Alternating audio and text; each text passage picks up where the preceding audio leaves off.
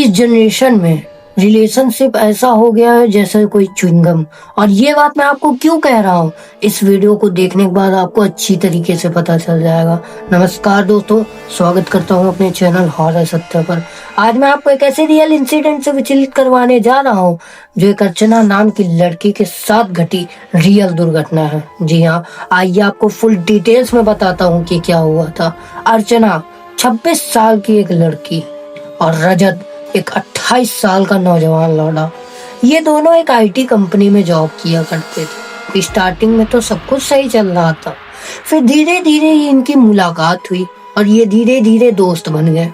और दोस्त बनने के बाद ये लोग अपना साथ में खाते पीते, लंच ब्रेक कहीं भी हो, साथ में घूमने जाना होता, साथ में शॉपिंग करने जाना होता, कुछ भी हो तो ये लोग अब साथ में ही करने लगे थे। और इनकी दोनों की पटरी बहुत ज्यादा खाती थी और ये दोनों एक दूसरे से काफी ज्यादा घुल मिल चुके थे कहो तो।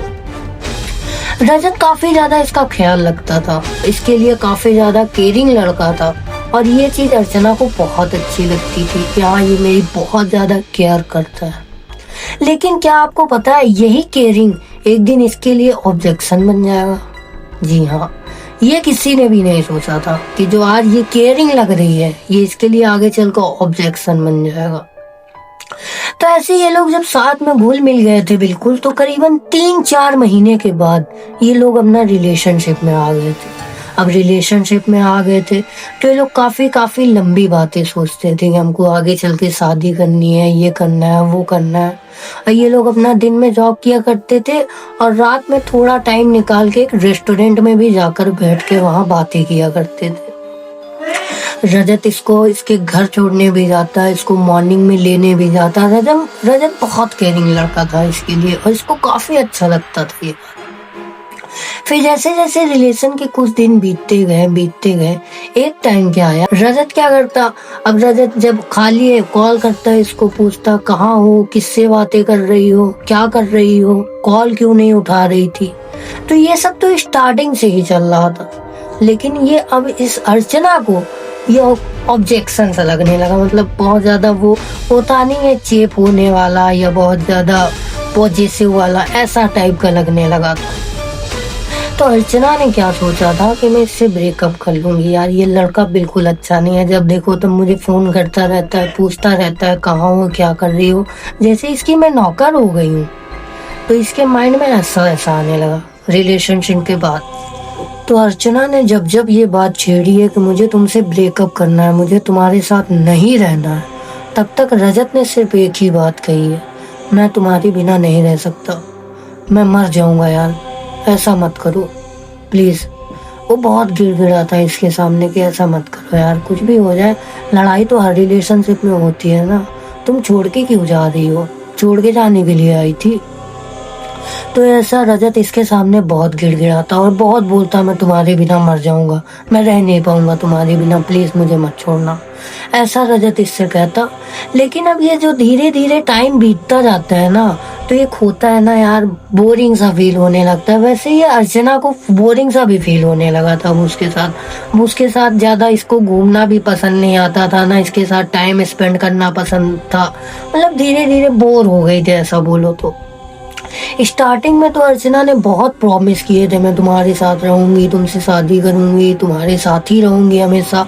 लेकिन अब उसको एक बोरिंग सा फील होने लगा, उसको मतलब इंटरेस्ट खत्म हो गया उसका रिलेशन। फिर ऐसे ही सब कुछ चल रहा था नॉर्मली। एक दिन इनकी बहुत बुरी तरीके से लड़ाई हो गई, इतनी बुरी लड़ाई हो गई कि पूछो मत। ये लोग जहाँ पे शाम को रेस्टोरेंट पे मिलते थे, वहीं पे इनके कुछ कहा सुनी हो गई थी और वहीं पे इतनी बुरी लड़ाई हो गई थी कि पूछो मत। तो अर्चना ने जाते जाते एक बात रजत से कही थी, अब मैं तुम्हारी लाइफ में कभी भी वापस नहीं आऊंगी, तुम चाहे जिंदा रहो या ना रहो, मुझे तुमसे कोई फर्क नहीं पड़ता, तुम बहुत गंदे आदमी हो। ऐसा बोल के उसके जो ग्लास रखा था, ग्लास का पानी उसके मुंह पर फेंक कर चली गई वहां से। रजत को बहुत ज्यादा बुरा लगा उस दिन, इतना बुरा लगा कि वो अंदर से बिल्कुल टूट सा गया। अब उसके अंदर हिम्मत नहीं थी वो और किसी लड़की के साथ रिलेशनशिप में रहे। अर्चना के चले जाने के बाद वो अपने घर को गया। अर्चना ने अपने इंस्टाग्राम पर एक स्टोरी डाली थी, मूविंग ऑन फाइनली। इस स्टोरी पर रजत ने एक 1% रिएक्ट नहीं किया, 1% भी। वो करीबन रजत इसके पास 11:30 बजे मैसेज करता है और कहता है कि प्लीज मुझसे एक बार वीडियो कॉल पर बात कर लो, आज लास्ट बार कर लो बस। लेकिन अर्चना को इसका मैसेज देखकर इतना तेज गुस्सा आता है, वो उसका नंबर ब्लॉक करके फोन रखकर सो जाती है। बहुत ज्यादा परेशान हो गया भाई, उसका दिमाग काम नहीं कर रहा था, वो पूरी तरीके से नर्वस और गिल्टी फील कर रहा था। इस तरीके से अर्चना ने उसकी बेइज्जती करी थी और ये बात रजत के मन में आ गई थी अब कि जो मैंने उससे बोला था अब मैं वही करूँगा, कि मैंने उससे बहुत बोला था ना कि मैं तुम्हारे बिना रह नहीं पाऊंगा, मुझे छोड़कर मत जाओ, मर जाऊंगा। अब यही दिन आ गया है। उसके बाद सुबह जब अर्चना सो कर उठी तो उसके फोन में एक नए नंबर से एक मैसेज आया था, रिसीविंग अ फोटो। एक फोटो आई थी व्हाट्सएप पर। जब उसने खोल कर देखा तो बहुत तेज से चिल्लाई है। और क्यों चिल्लाई है? क्योंकि उस फोटो पे रजत अपने गले में रस्सी डाले हुए खड़ा था और बहुत हल्की सी मुस्कान देकर खड़ा था और पीछे लिखा था, मैं तुमसे बहुत प्यार करता हूँ, अब मैं तुम्हारे पास ही रहूंगा हमेशा। ऐसा कहकर उसने अपने आप को वही समय रात को खुद को खुश कर लिया। खुद का खुश मतलब खत्म कर दिया। अर्चना जब कसकर चिल्लाई थी फोटो देखकर तो उसके आस पड़ोस वाले बहुत तेजी से आए थे और ये बात सीधा पुलिस तक पहुंची। तो पुलिस ने क्या पता लगाया कि रजत ने करीबन रात के 12:30 बजे तक अपने आप को खुद को खुश कर लिया था और पुलिस वालों ने उसका फोन और सिम सीज कर दिया। तो जब से ये वाला सीन हुआ था तो अर्चना काफी ज्यादा गिल्ट में रहने लगी। ये ना दिन को सो पाती ना रात को सो पाती, जब सोती उसके ख्याल में खो जाती। जब कोई अपना बहुत दूर चला जाता है तो होता है कि उसके हर टाइम मतलब हर एक पल बिताया हुआ सीन याद आने लगते हैं। तो वैसा इसके साथ भी होने लगा अर्चना के साथ। ये जब रात में अपने बेड पर लेटती उसके पुराने चैट पढ़कर ये रोती रहती, बहुत रोती, बहुत फूट फूट कर रोती।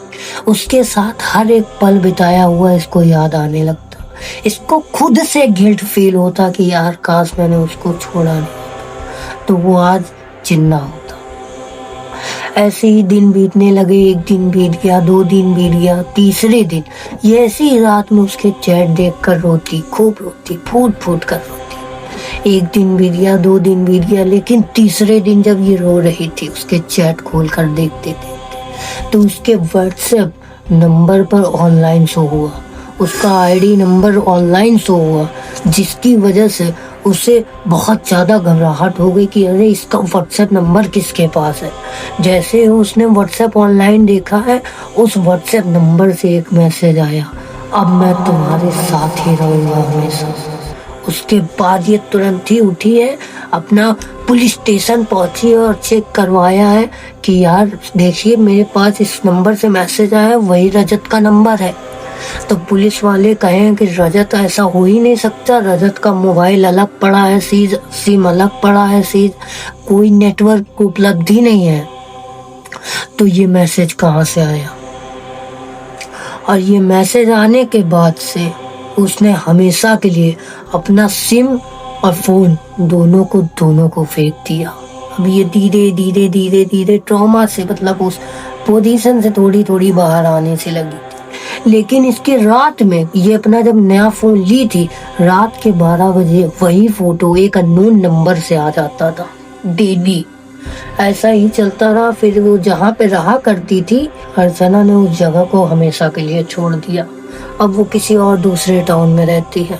और ये जो स्टोरी है ये हमें अर्चना की एक छोटी सी बहन ने लिखकर इंस्टाग्राम पर भेजा और कहा कि भैया आप सबको बताओ, एक सीख दो कि रिलेशनशिप में कभी भी ऐसी गलती ना करें, वरना ये इंसिडेंट होने में ज्यादा देर नहीं लगेगी किसी और के साथ। तो इस नोट के साथ मैं इस वीडियो को एंड करूंगा। अगर वीडियो आपको थोड़ी सी भी अच्छी लगी तो एक लाइक कर देना, चैनल को भी सब्सक्राइब कर लेना। और हाँ, मेरे इंस्टाग्राम की लिंक आपको डिस्क्रिप्शन पे मिल जाएगी। आपके साथ या आपके परिवार वालों के साथ कोई भी ऐसी रियल इंसिडेंट है तो मुझे लिंक भेजना ताकि अगला नंबर आपका हो। मैं मिलता हूँ किसी और वीडियो में, तब तक के लिए गुड बाय।